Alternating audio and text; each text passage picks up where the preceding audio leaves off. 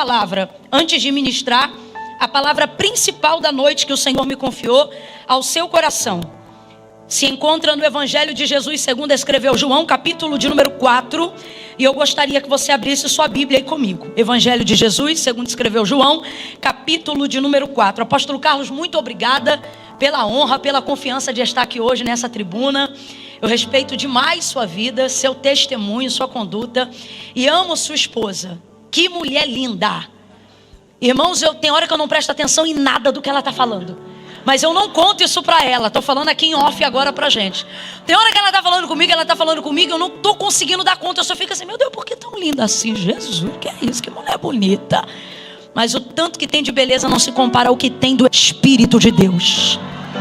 Profeta na minha vida, vaso de conserto pra mim. Quando Deus toma ela pra mim, eu fico arrepiada. Hoje foi dia. Ai, Jesus. Gabriel, amo sua vida, sua simplicidade. No dia que você perder isso, tu perdeu minha amizade. Olha que minha amizade é importante, tá? Você me respeita que eu não sou qualquer coisa.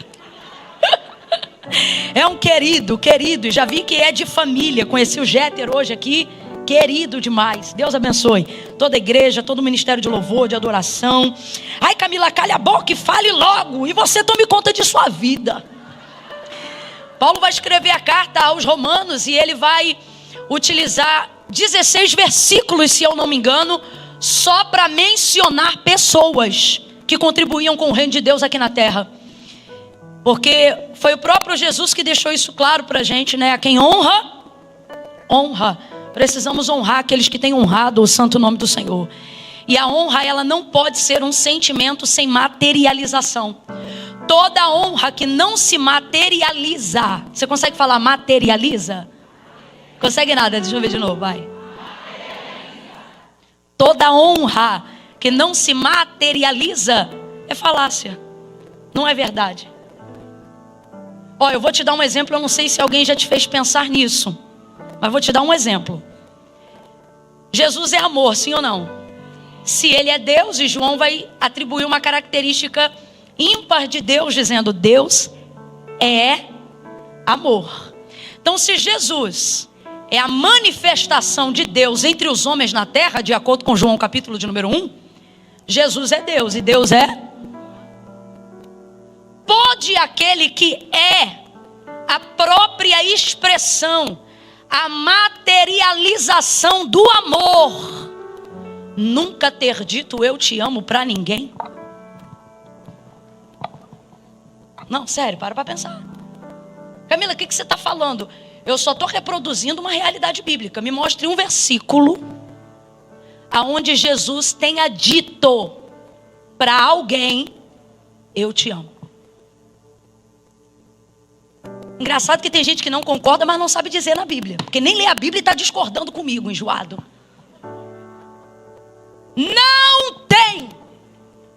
Não há um versículo cujo amor tenha sido verbalizado em palavras, mas há uma Bíblia inteira onde ele foi materializado em cada uma das ações de Deus e do seu Filho. Está de boca fechada porque já era para estar dizendo glória ao meu Deus. O amor não se constitui em palavras, não é isso que disse João, mas em ações, em atitude. Eu não sei se você já tinha parado para pensar nisso, mas isso é uma coisa que me ocorreu esses dias. Eu também nunca tinha parado para pensar nisso. Eu falei, mano, como pode? Jesus nunca disse categoricamente para ninguém, eu te amo. Mas ele fez isso o tempo todo, materializando o amor. Texto áureo da materialização do amor, João 3,16. E Deus amou o mundo de tal maneira que deu. E Deus amou o mundo de tal maneira que entregou. Aleluia. Aleluia. Catuca 2, me ajuda. Catuca 2 assim, ó. Camila, eu falo o quê? Por enquanto só incomode ele mesmo. Vai, catuque ele aí. E diga assim, quem ama, entrega.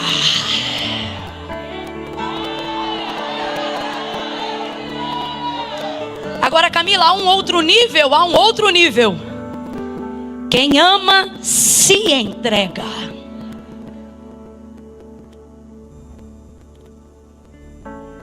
O amor de Jesus é um amor de atitude, é um amor que materializa-se. Porque uma honra que não pode ser materializada, ela não é verdadeira. A materialização de Deus é Cristo. Então eu vou te perguntar, finge que eu nunca te dei essa cola. Aonde está a materialização de Deus? Quem é a materialização de Deus? Quem é o amor materializado de Deus? Se poupou por ser? Não. Antes se entregou. Não usurpou.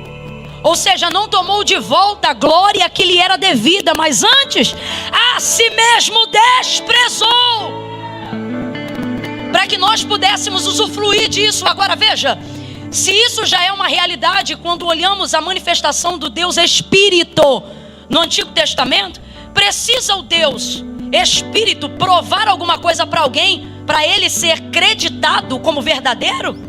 Irmão, Deus é. Abra comigo a sua boca e diga assim: Deus é.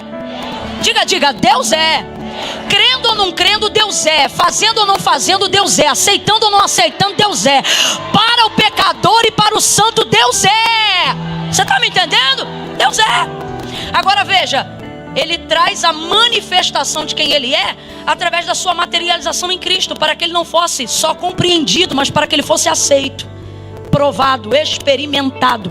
E a única maneira disso acontecer era ele descendo ao nosso nível. E ele não fez uso do direito de sua glória para não descer a esse nível. Permitiu-se ser gerado no ventre de uma mulher. Rapaz, você tem noção do que é o Deus Santo, Todo-Poderoso, que nós cantamos aqui, vir à terra e ter necessidade de usar banheiro. Banheiro. Como cantava um hino bem antigo, da época do pastor Carlos, da minha não. Se isso não for amor, o oceano secou. Se isso não for,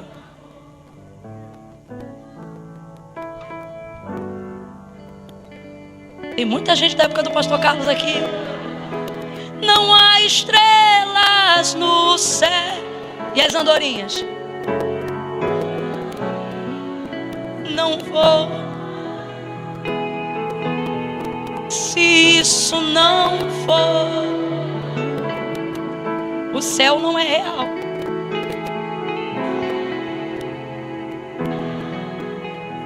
Tudo perde. Tudo.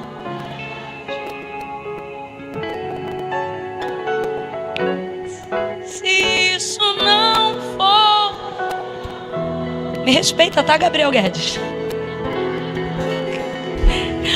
Não vou cantar não, claro que não.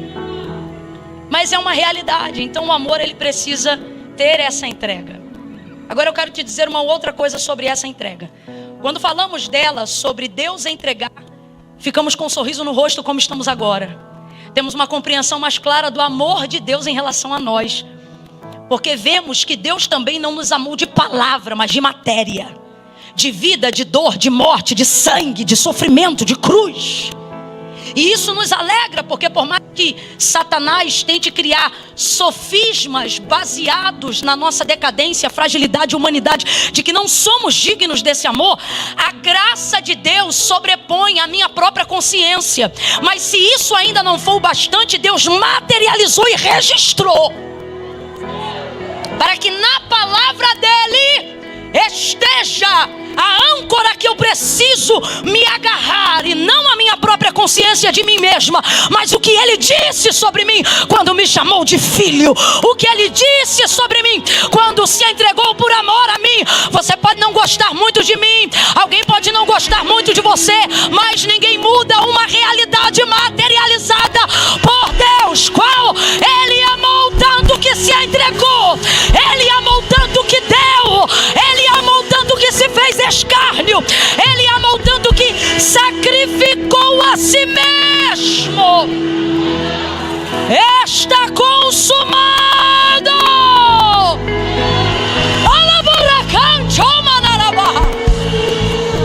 Sou eu, mas alguém está sentindo o poder do Espírito Santo. Aleluia! Aleluia! Fala assim comigo, ó. Tá consumado. Fala assim, consumado. Você sabe uma maneira grosseira, né? De dizer o significado de consumado? É um pouco parente do consumido. Não tem mais jeito. Não tem mais jeito. Não dá para voltar. Não dá para refazer. Eu não sei se você já teve esse problema, mas a gente lá em casa não tinha muita condição de muita coisa, de quase nada. E de vez em quando a minha mãe separava a lata do leite condensado para o bolo, sabe lá que dia.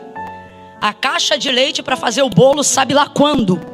Porque era assim, quando você tinha oportunidade de comprar, você comprava e guardava aquilo.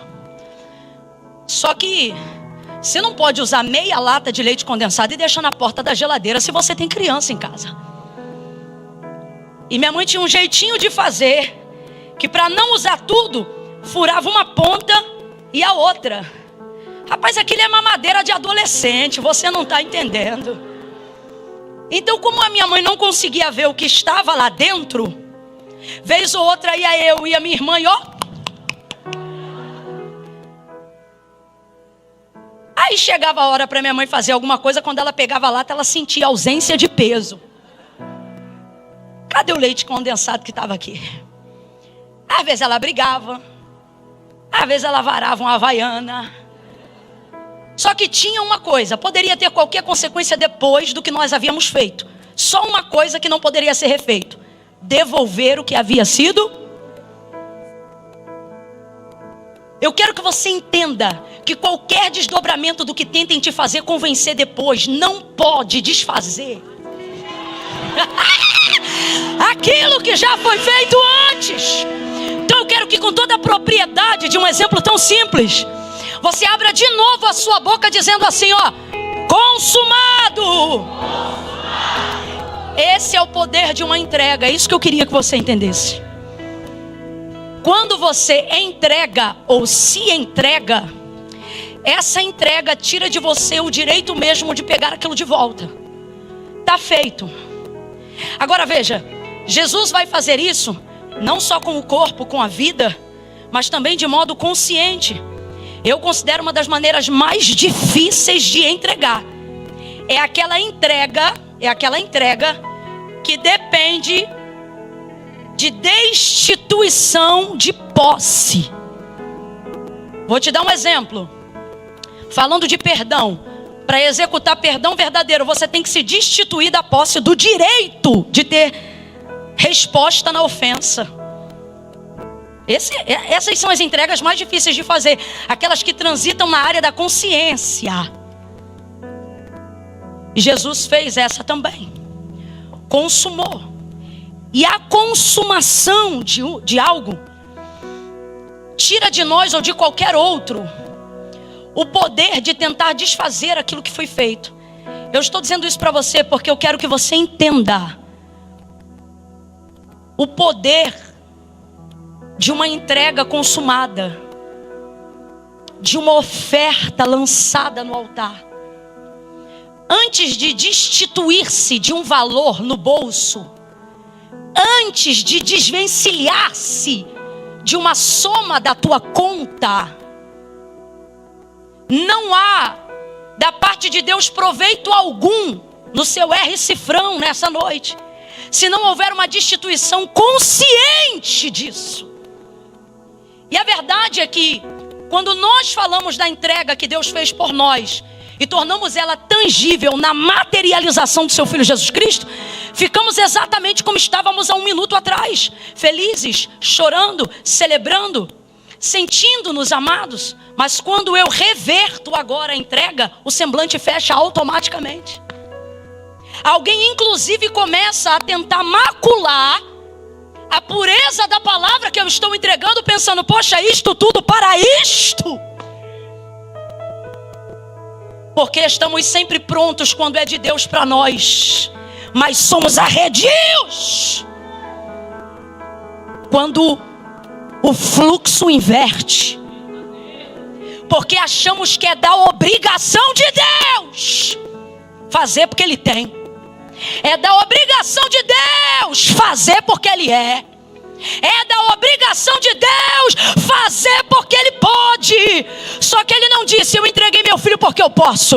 Ele não disse: eu entreguei meu filho porque eu tenho poder. Ele disse: o que eu fiz por amor. Sabe o que isso significa?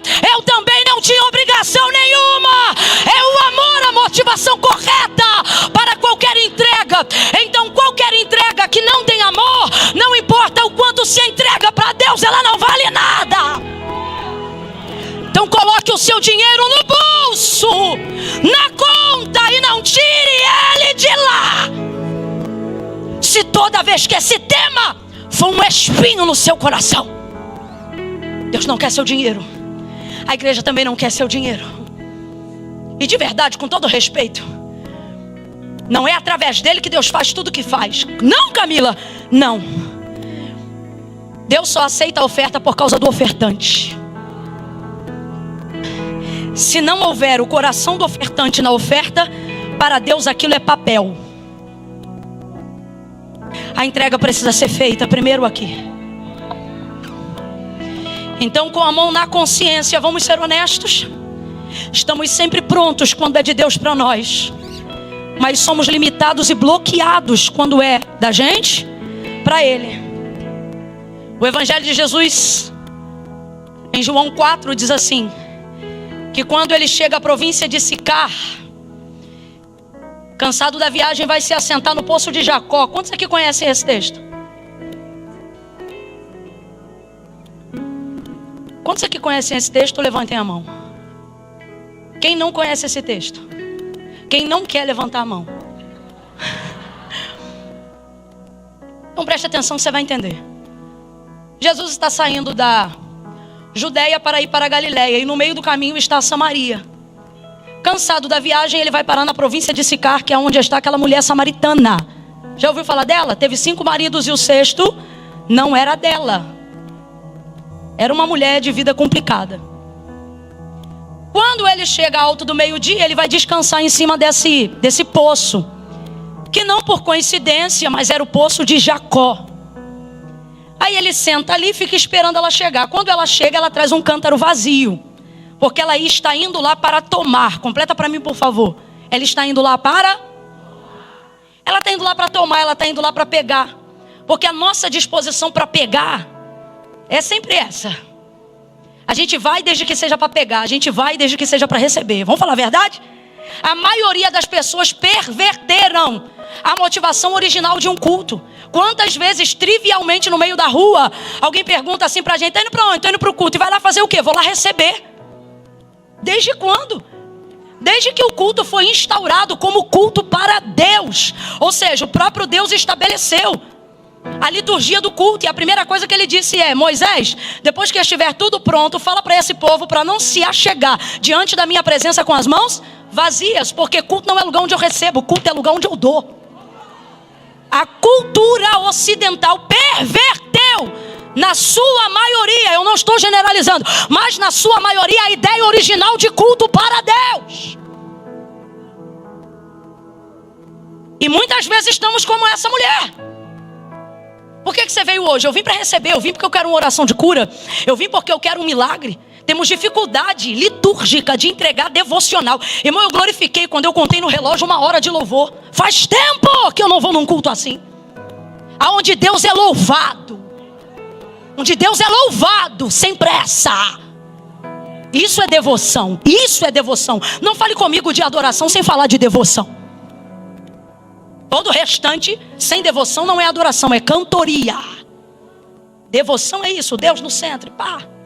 Então a gente tem essa proatividade. Estou indo para ter, para pegar, para tomar. Chegamos com os nossos cântaros vazios e recebemos, dando glória a Deus e aleluia, tudo aquilo que jorra do altar para o povo. Mas se por um instante como esse agora, o fluxo virar, as bocas se calam. Estou mentindo, gente? Estou mentindo, gente? Eu também estou filtrando o meu coração aqui.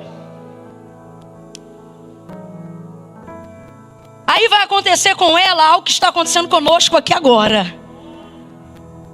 Nisto veio uma mulher samaritana tirar água. Ela não foi lá para dar, ela foi lá para... E Jesus lhe disse: dá-me. Ela foi para tirar e Jesus disse o quê? Para pensar direitinho. Ela foi para tirar e Jesus disse o quê?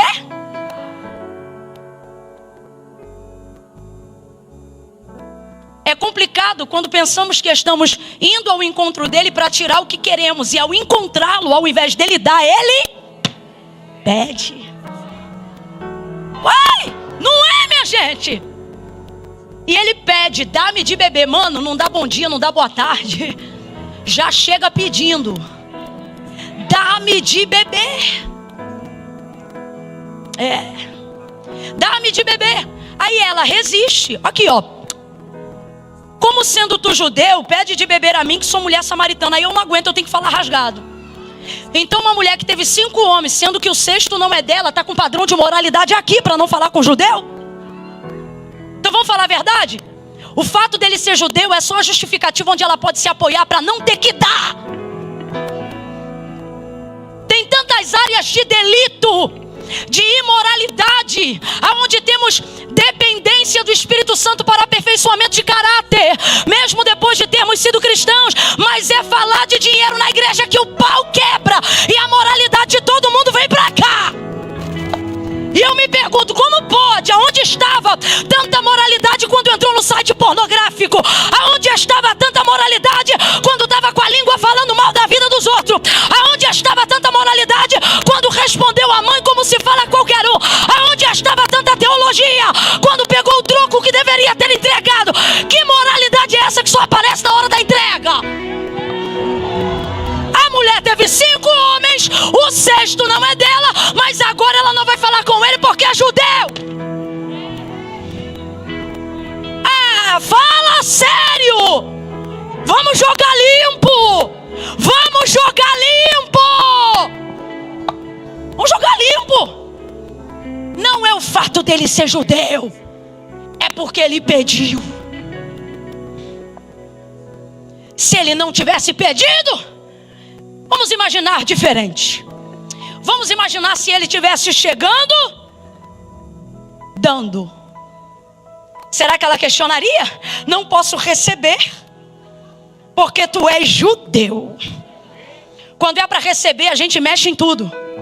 Quando é para receber, a gente ajusta o protocolo. Quando é para receber, a gente refaz até a lei. Quantas vezes eu já vi pessoas desfazendo inclusive de princípios para tentar abrir uma brecha para justificar aquilo que quer receber. Mas se ele chega pedindo, de repente nos tornamos mais santos que a igreja, mais fiéis do que os pastores, mais importantes do que qualquer um que tenha lido a Bíblia tanto quanto nós. Porque na verdade a régua não é a moralidade. A régua é a raiva, que eu não quero ter que dar onde eu estou indo para receber. Então me entregue você aí, pregadora. Me entregue vocês aí, músicos. Me entregue a senhora, a palavra. Me entregue a Espírito Santo. Afinal esse lugar não é teu, essa casa não é tua. Eu vim receber. Eu estou sentindo um temor de Deus tão grande. E eu quero misericórdia de vocês na minha vida, porque eu não falo como protesto. A espada tem 2 gumes, e eu sei porque também está cortando do lado de cá. Mas não é a verdade do nosso coração?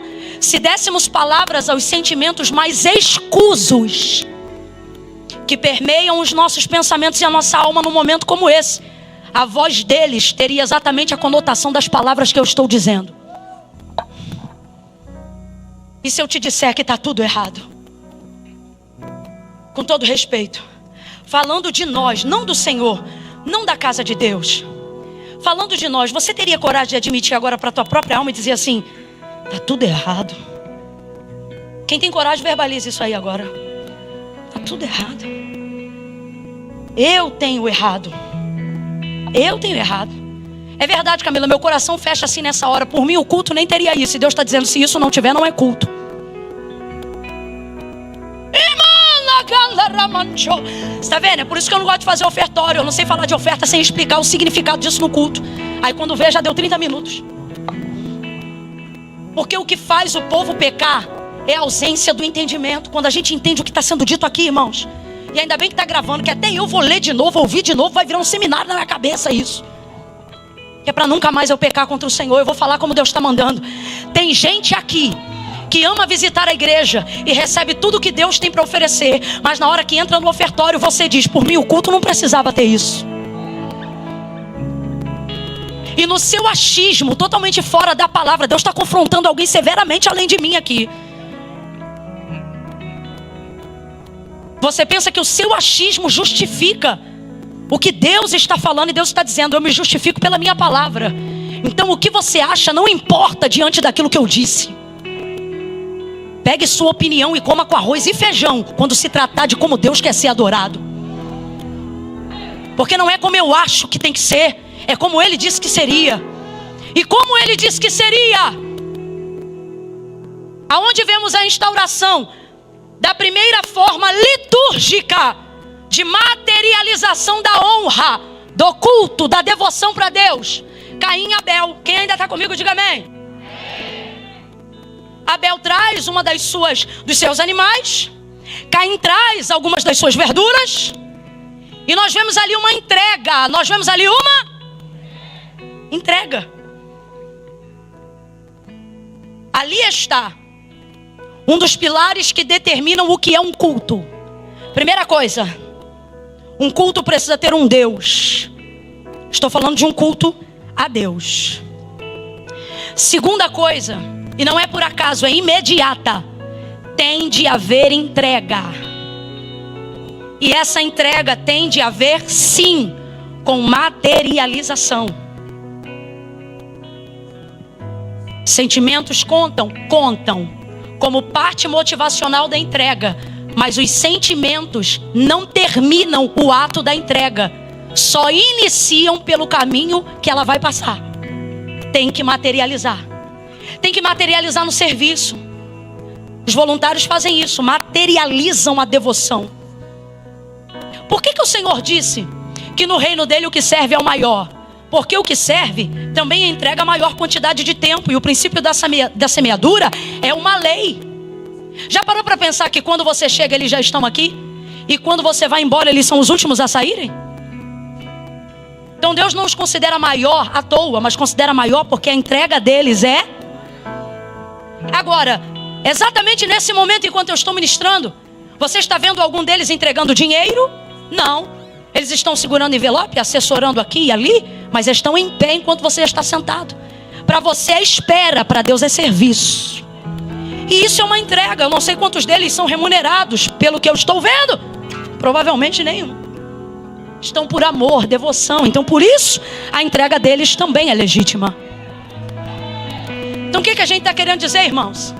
Fala-se que ama, diz que se ama, gosta-se do ambiente de culto, mas se na hora da entrega acaba o amor, é porque nunca foi amor. Porque a palavra de Deus diz: o amor jamais acaba. Se acabou nessa hora é porque nunca foi. Desculpa, vou até beber uma água. Assim que te cadê?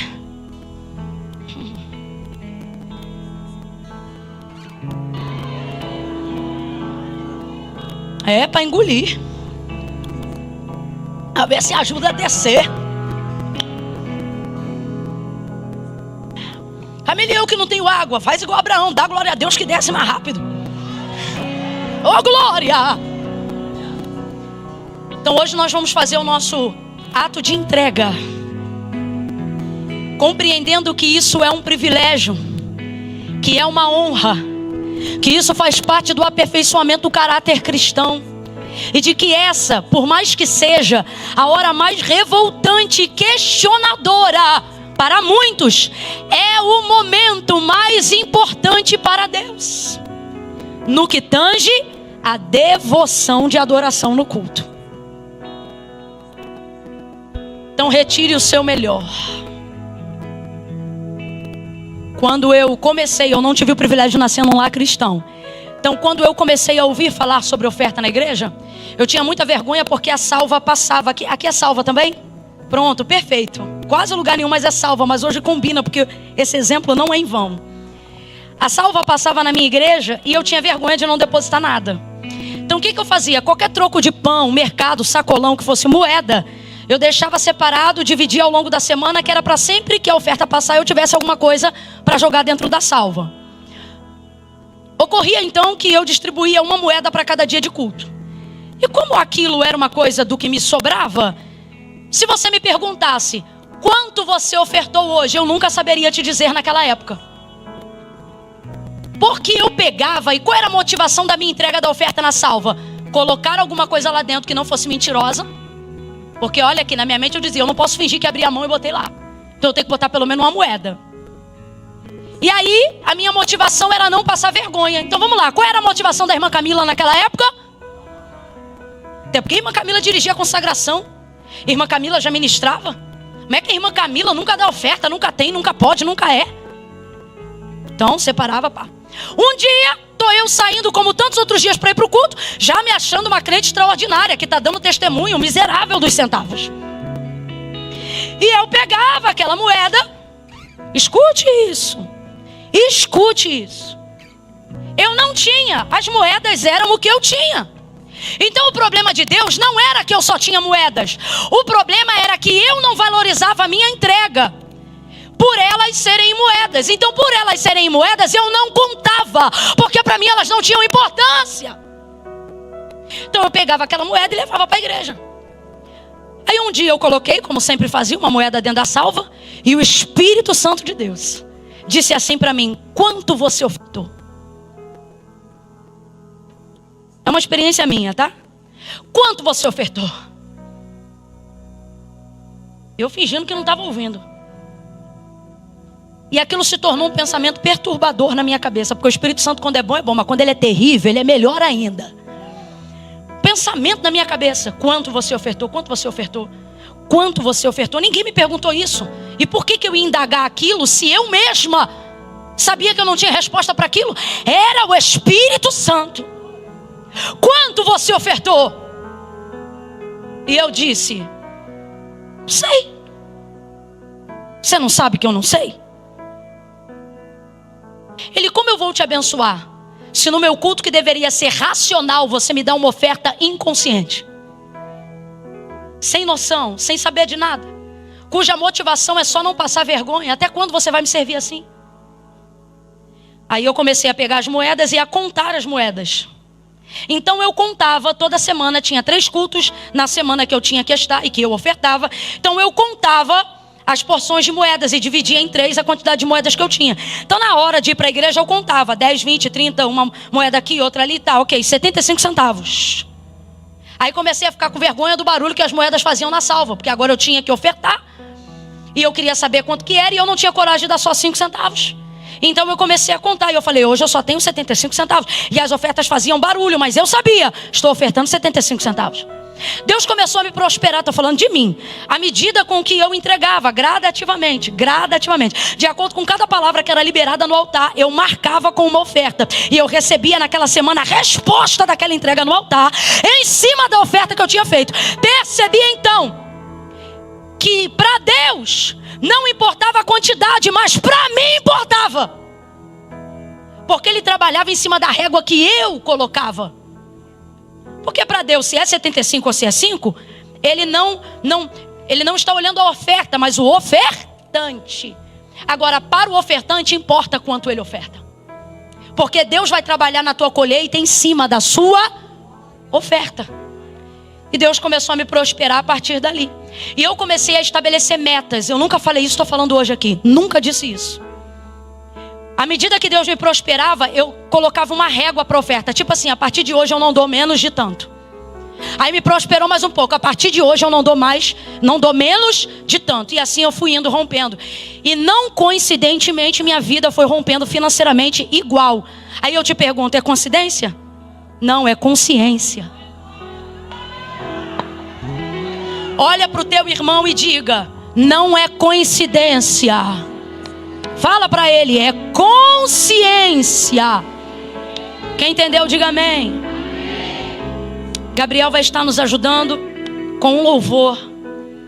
A salva vai passar aí. Mexa-se. Entregue uma oferta significativa. Saiba quanto você está entregando. Faça uma oração para que Deus quebrante seu coração sobre isso e resolva destruindo todos os ídolos a mamão que foram construídos dentro da nossa consciência.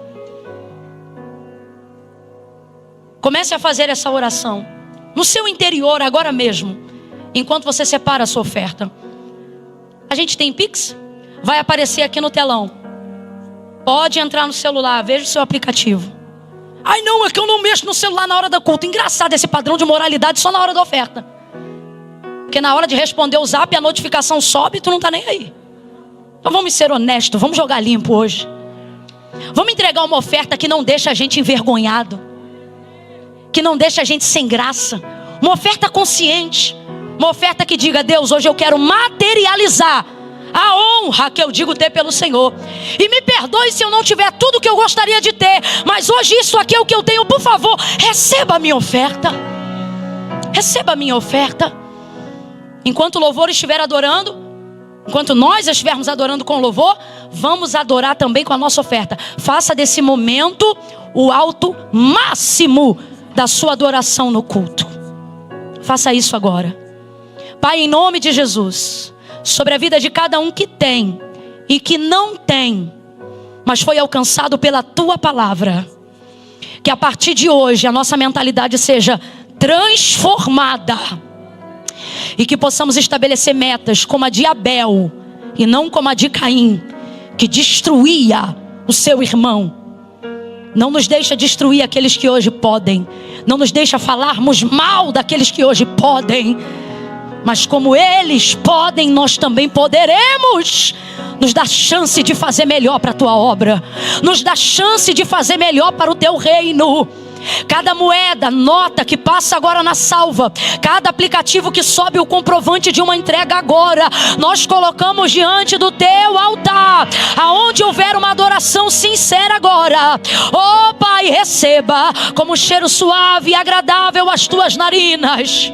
Mais do que oferta, recebe o nosso coração como ofertante nesta noite, em nome de Jesus. Diga comigo: em nome de Jesus. Diga: em nome de Jesus. Amém. Adore ao Senhor, Gabriel. Tua glória em meu rosto brilha. Oh, aleluia. Aleluia. Quantos podem celebrar ao Senhor? Celebre a Ele com palmas. Celebre a Ele com palavras de adoração e júbilo. Celebre a Ele com glória a Deus. Misture essas palmas com aleluia. Materialize uma palavra de louvor. Materialize uma palavra de honra. Aleluia.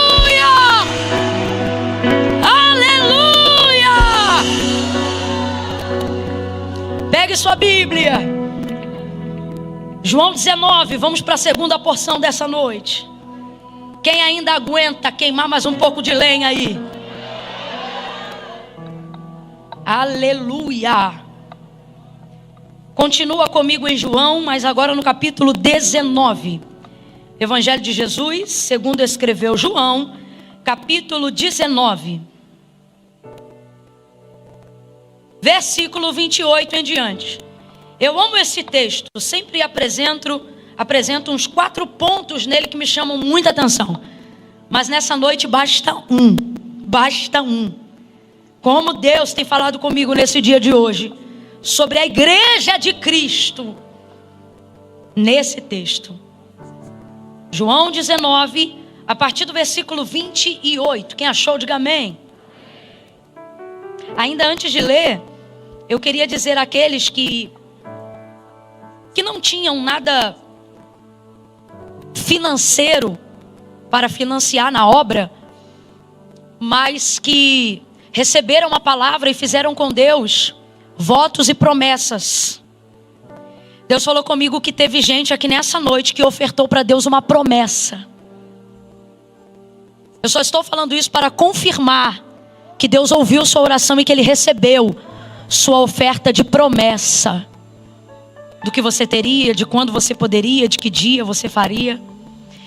E a segunda oferta que Deus me mostrou aqui, que foi entregue e não é financeira, foram as das lágrimas. Houveram pessoas aqui que choraram no momento do ofertório. Aí só Deus prova os corações. Talvez alguém aqui tenha chorado porque ficou triste de não ter o que queria dar, mas entregou lágrimas, e o Senhor está dizendo, e Ele me mandou dizer isso: diga ao meu povo que eu tenho um depósito aqui só de lágrimas. Então Deus também recebeu tuas lágrimas como oferta nessa noite. Lágrima foi a última oferta que eu entreguei quando eu não tinha nada. O envelope parou na mão de cada irmão, e naquele dia eu me entristeci porque eu não tinha nada e comecei a chorar. E eu abri o envelope e comecei a deixar algumas lágrimas cair dentro do envelope. E eu vi 2 pessoas rindo de mim naquele dia. Rindo mesmo. Pois parece que Deus também recebeu aquela afronta como oferta. Deus é bom de receber, gente. Nunca mais. De lá para cá eu só entreguei lágrimas de gratidão e de adoração. Então eu estou dizendo aqui para alguém isso: Deus recebeu suas lágrimas. João 19, versículo 28. Quem achou, diga amém. Mais tarde, sabendo Jesus que tudo estava consumado, para que a escritura se cumprisse, ele disse: tenho sede. E estava ali um vaso cheio de vinagre.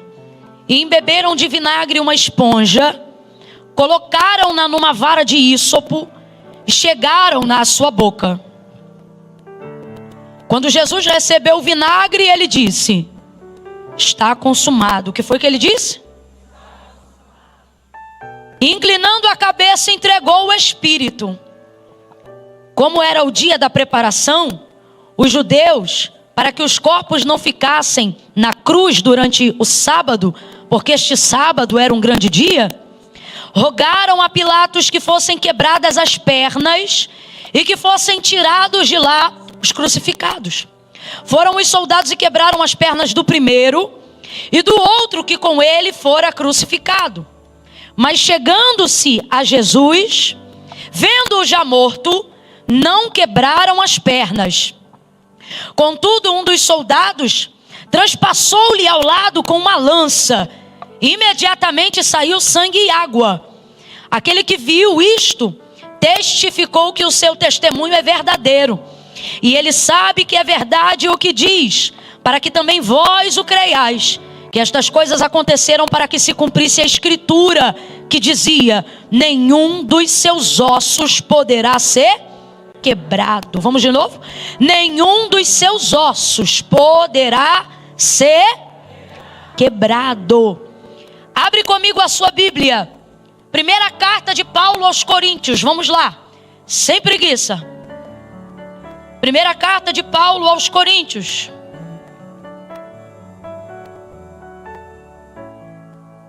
Capítulo 12.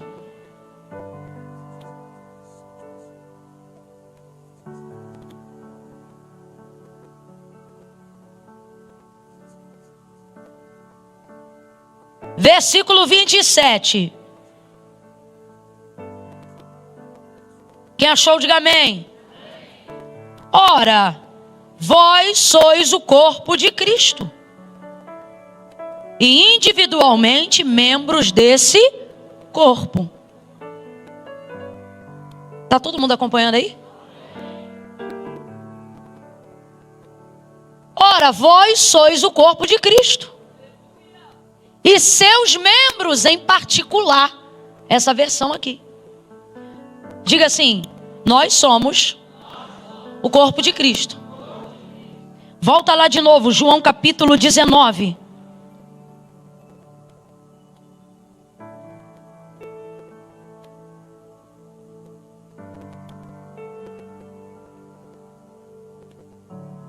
Versículo 36 de novo. na crucificação de Jesus. Veja, estas coisas aconteceram para que se cumprisse a escritura, que dizia: nenhum dos seus ossos será quebrado. Nenhum dos seus ossos será quebrado. Ossos de quem? Ossos de quem? Do corpo de quem? Nós somos, quanto igreja, a representatividade do corpo de quem? O que Paulo determinou e provou, é que nós somos o corpo de... Nós somos o corpo de... Quando Cristo estava no madeiro vivendo o cumprimento da profecia de Isaías, João está relatando o que ele viu. João está escrevendo o que ele viu. E o que ele viu? Ele viu a palavra se cumprir na vida de Cristo. Moído pelas nossas transgressões, o castigo que nos traz a paz estava sobre ele, pelas suas pisaduras nós seríamos sarados.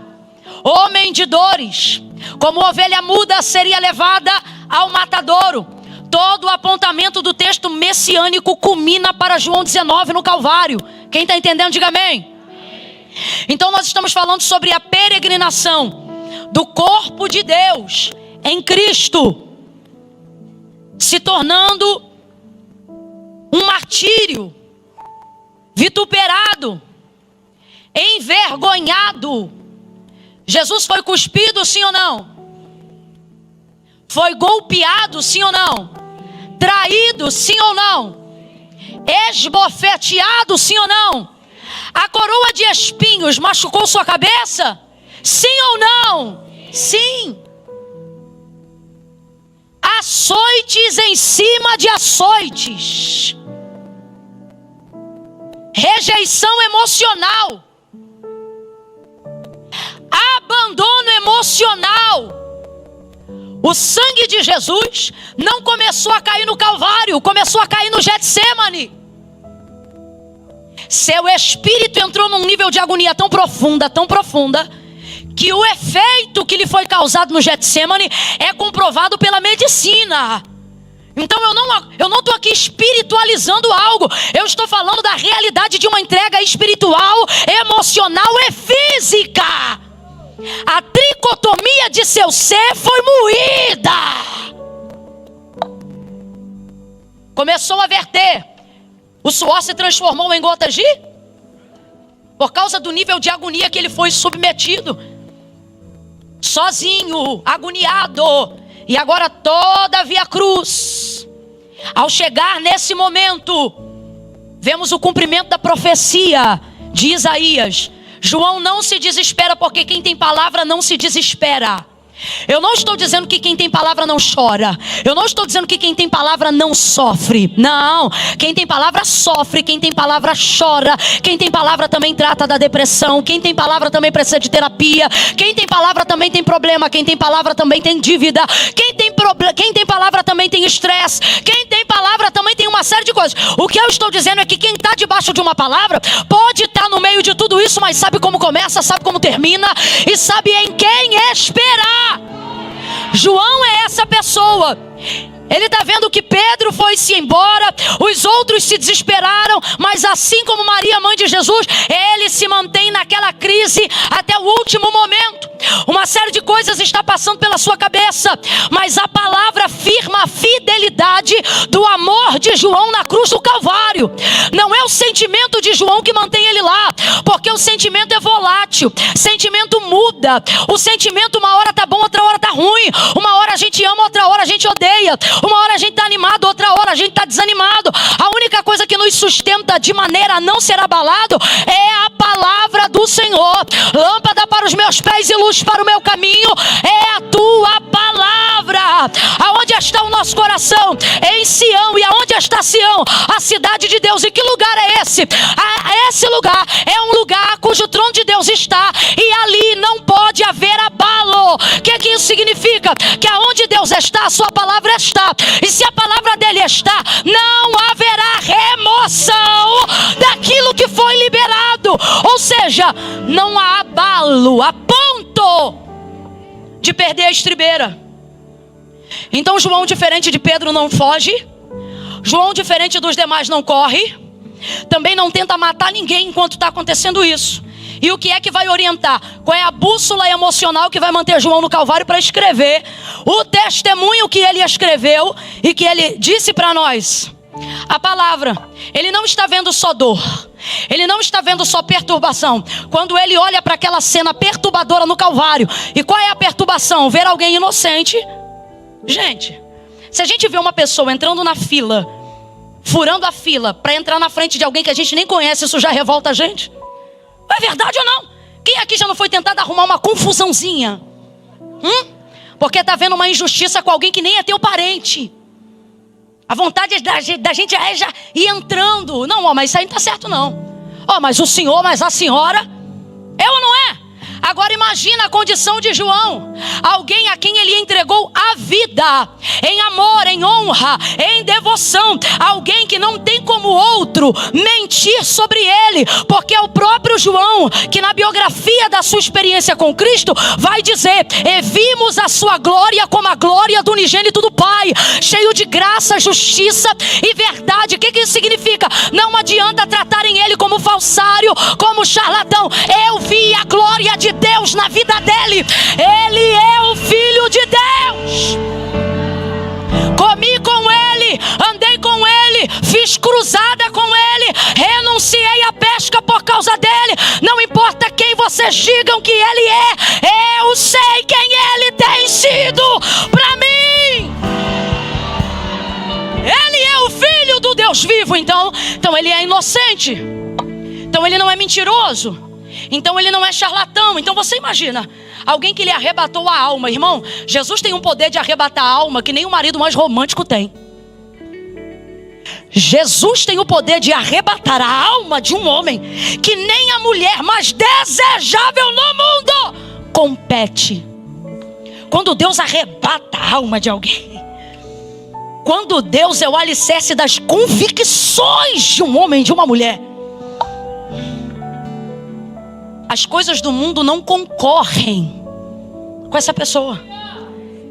E se em algum momento tentarem seduzir, é só ouvir a voz dele que a gente já se derrete. Vem chorando derretido, já pedindo desculpa. O Senhor me perdoa. O Senhor sabe que sem o Senhor eu não vivo. Porque tu és tudo pra mim, eu não presto. Mas tu me ama lá, bacana lá baixo. Volta logo. É que nem gente que está aqui hoje dizendo: ah, eu vim porque eu gosto, mas eu estou desviado. Desviar, hoje é sexta? Ou quinta? Sexta-feira à noite tu podia estar em qualquer boate de São Paulo. Aí tu falou: não, vou para casa de Deus. Que desviado nada, tu já está arrebatado de amor há muito tempo. Só falta reconhecer. Arrebatado. Ele já pegou tua alma. Tu é o desviado mais ridículo que existe no mundo. Que desviado? Qual desviado é o ridículo, Camila? Aquele que tá no mundo, mas não tá no mundo. Como assim? O cara tá no mundo e no mundo tá rolando meio que de tudo. Aí ele tá no meio de quem faz um pouco de tudo. E aí o pessoal pede pra ele fazer também. Aí ele diz: não, isso aí eu não faço. Ridículo, vem pra cá, mano. Você tá pagando mico lá fora. Tem nem coordenação motora pra dançar. Esquisita. Teu lugar é aqui. Já viu como é que você se sente aqui? Aí você diz: Camila, mas esse é meu problema. É que eu fico com um pé lá e outro cá. Porque eu não consigo ser crente. O que tu não consegue é ser ímpio. Porque se tu conseguisse, os dois pés estavam lá. Tá entendendo? Você se divide porque tá confuso. E quem tá confuso não tá decidido. Mas se hoje tu decidires reconhecer, se hoje tu decidires renunciar, teus dois pés serão fincados sobre a rocha. E você vai ver que o amor dele, como diz a canção, faz você queimar todos os outros amores. A samaritana que a gente falou no início era uma arrebatada. 5 homens. E o sexto nem é dela. Só que por acaso, meio-dia daquele dia, apareceu o sétimo. Quem é do profético já entendeu. 6 6 apareceram, mas ninguém competiu com o 7º. Quando o 7º chegou naquele poço, dizendo: se tu soubesse quem é o que te pede, dá-me de beber, era tu que lhe pediria e ele que te daria água viva. Senhor, então dá-me dessa água, para que eu não tenha mais sede e nem precise vir aqui. Ele disse: vai lá e chama teu marido. Eu não tenho marido. Disseste com verdade. A vida dela não era bonita, mas ela decidiu falar a verdade. Quando a entrega é verdadeira, os piores pecados são perdoados e a alma é arrebatada em amor a Ele. Rapaz, aquela mulher que tinha que pegar água todo dia, meio-dia, porque não queria ver a cara de ninguém que conhecia a vida sem vergonha dela, para não ter que passar constrangimento, evitava o horário ideal. Tinha que ir com, como dizia minha avó, com o sol batendo no quengo, para tirar água, para evitar constrangimento. Uma vida cheia de, sabe, esquemas, cheia de situações a serem evitadas. Essa mulher, depois que encontra com ele, rapaz, Jesus tem um poder de te dar uma coisa que nem dinheiro dá. O quê? Identidade resolvida. Ih, nem carteira assinada de trabalho te dá isso. Tem coisa que só Jesus dá. E uma das primeiras coisas que Jesus dá quando você conhece Ele é a identidade resolvida. O que o outro vive não te incomoda, o que dizem sobre você também não te perturba. E alguém pergunta: o que é a terapia? Você diz: é terapia, Jesus. Jesus na terapia. Essa mulher que outrora vivia dessa maneira, agora vai sair pela cidade dizendo assim: ó, vim de ver de um homem que eu encontrei. Eu acho que quem ouviu pensou assim: mais um? E se tivesse pensado, ela teria respondido: sim, mas esse é 7º. O número esse é perfeito. Esse não compete com os outros. Esse é o 7º e é o último. É o 7º e é o último. E melhor do que ser o último, é o 7º e é o único. Porque eu não vou trocar o lugar que eu dei pra Ele pra nenhum outro. Ninguém vai ficar dentro de mim. Aonde Ele está, Ele agora ocupa um lugar de supremacia. Tem mais alguém aqui igual a samaritana, que colocou Jesus num lugar, que diz: nesse lugar nem marido, filha, nem filha fica, pastor não fica, igreja não fica. Neste lugar o dom não fica, o talento não fica, o amigo não fica. Esse lugar eu dei pra Ele. Tem amigo seu que tem ciúme desse lugar.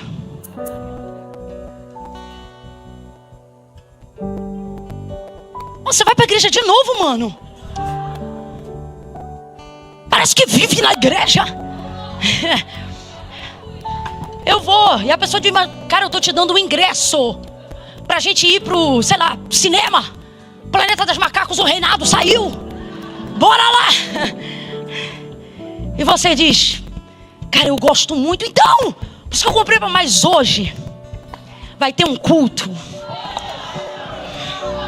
E quando eu boto ele na balança, tudo que tenta competir com ele voa no prato. Porque ninguém é igual a Ele. O que Ele fez por mim, ninguém fez. O jeito que Ele me fala, que Ele me beija, que Ele me abraça, o jeito que Ele me atrai, o jeito diferente de falar comigo, não de fora para dentro, mas numa convicção de dentro para fora. Ele me afeta em áreas que ninguém me toca.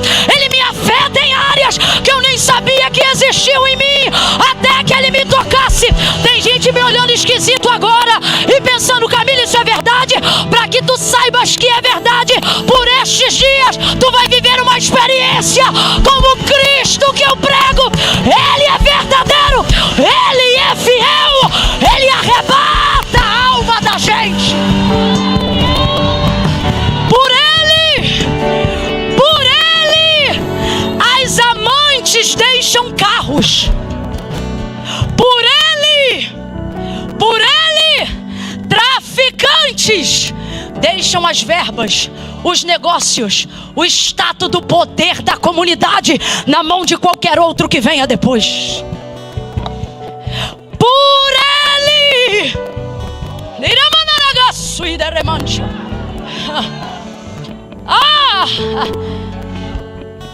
Por ele, filhos já foram expulsos de casa, porque pais disseram: ou teu Jesus ou eu. E com 12 anos de idade ele disse: meu Jesus. E foi morar na rua. Sabe o que você tem que se perguntar? Quem é esse?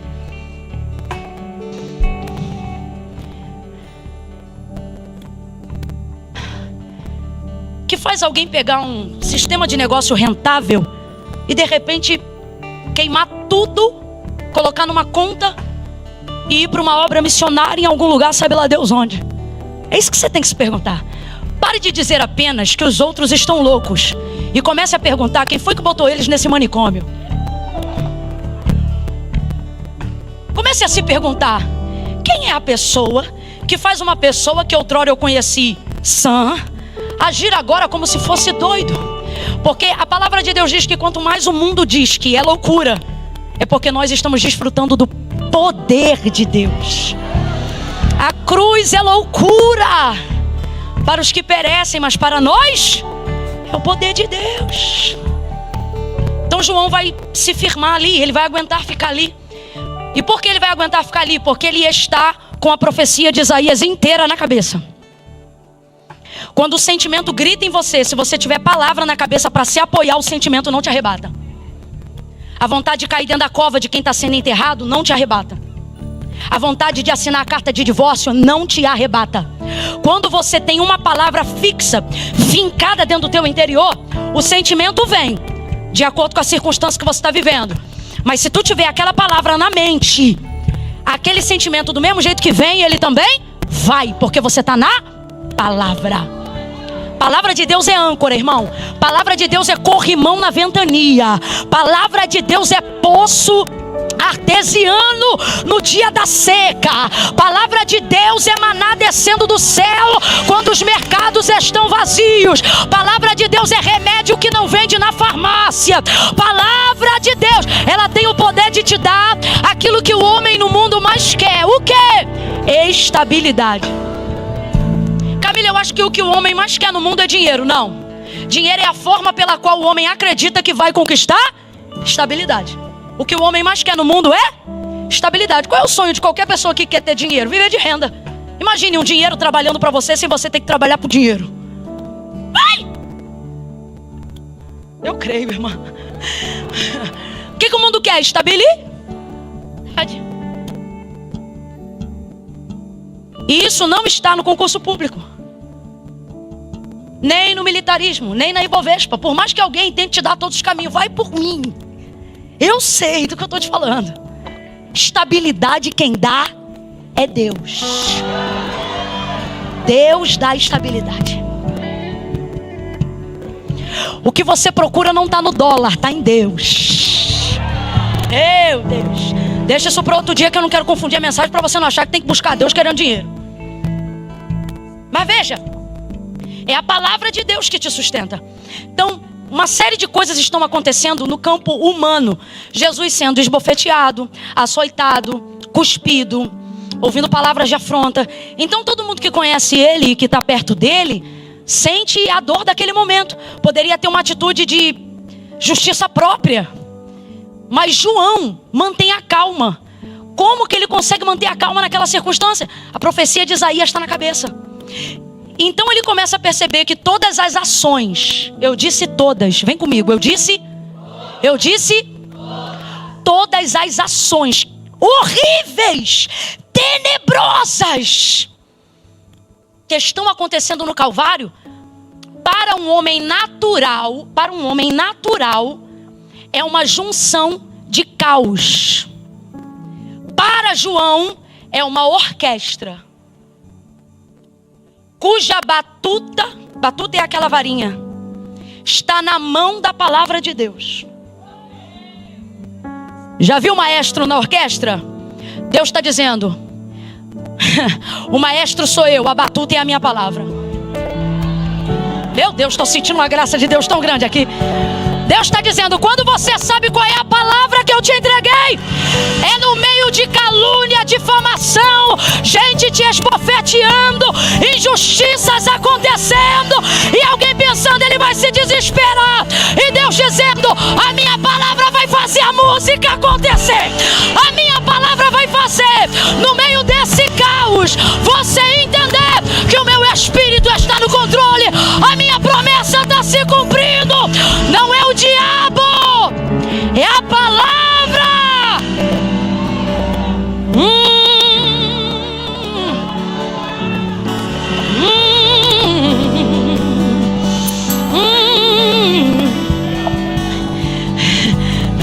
Tá tomando Rivotril, diazepam, e alguém diz, vai ficar doido, tá dormindo demais, tá ficando dopado, e Deus está dizendo, eu faço a ferida, mas eu também ligo. Tá na minha mão, tá na minha mão. Ei, você vai receber um laudo, ou já recebeu um laudo médico, e o médico diz, o problema é esse, e aí o Senhor te lembra da palavra. Lembra que eu falei que eu faria de você uma geração? Lembra que eu falei que eu salvaria a tua casa? Então te lembra da palavra, tu não morre agora, tu não será quebrado agora, eu preservo a tua estrutura, eu preservo a minha promessa. Há uma batuta, a batuta está coordenando a palavra.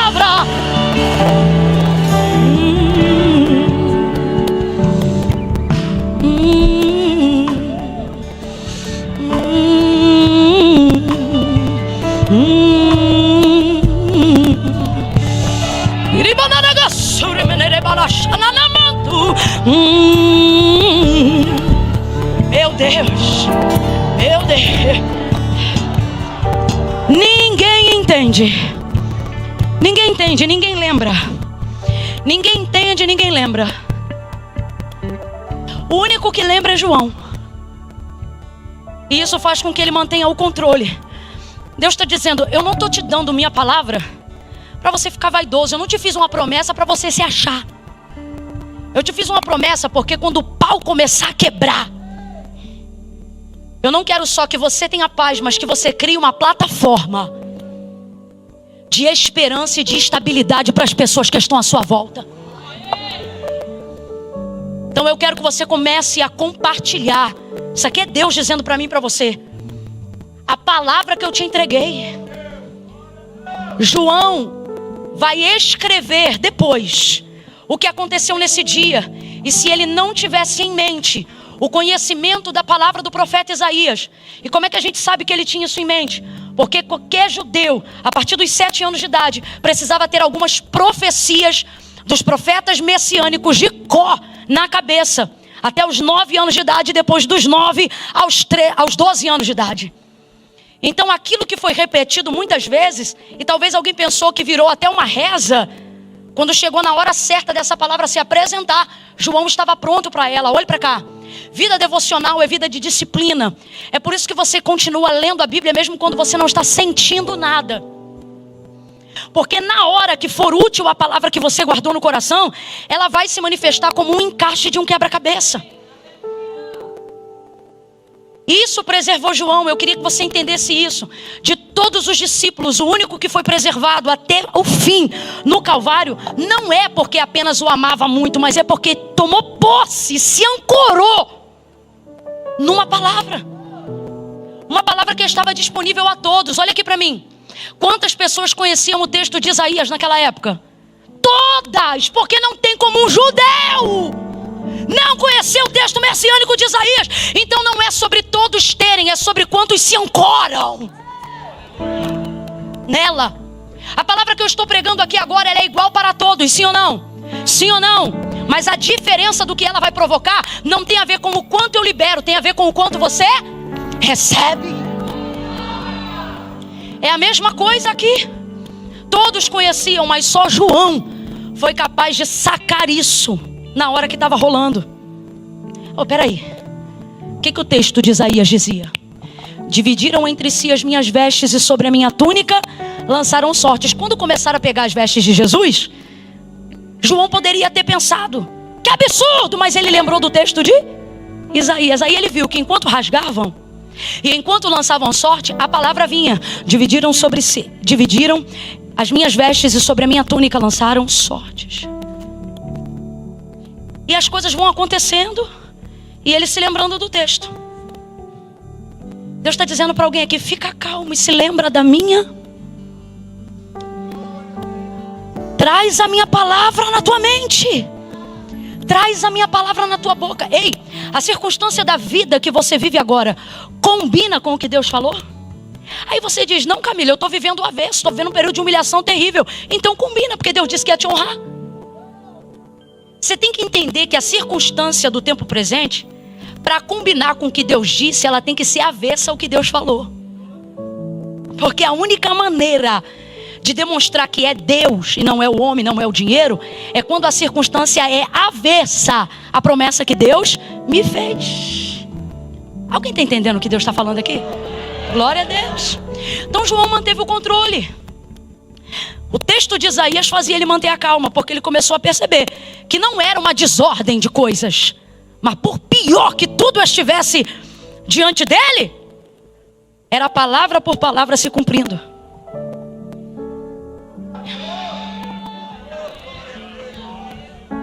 Palavra por palavra se cumprindo.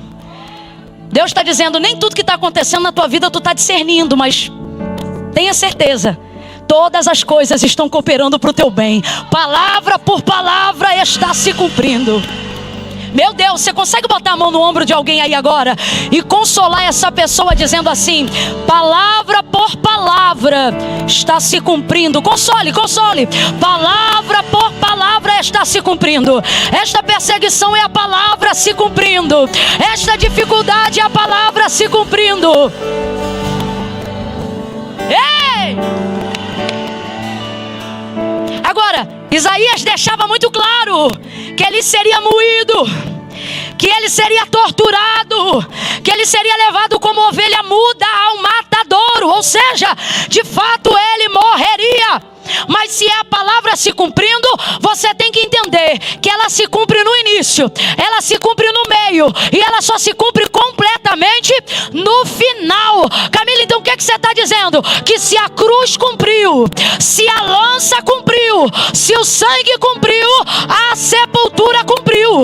E se a sepultura cumpriu, a sexta cumpriu, o sábado cumpriu, e o domingo de manhã também cumpriu. Palavra por palavra, palavra por palavra.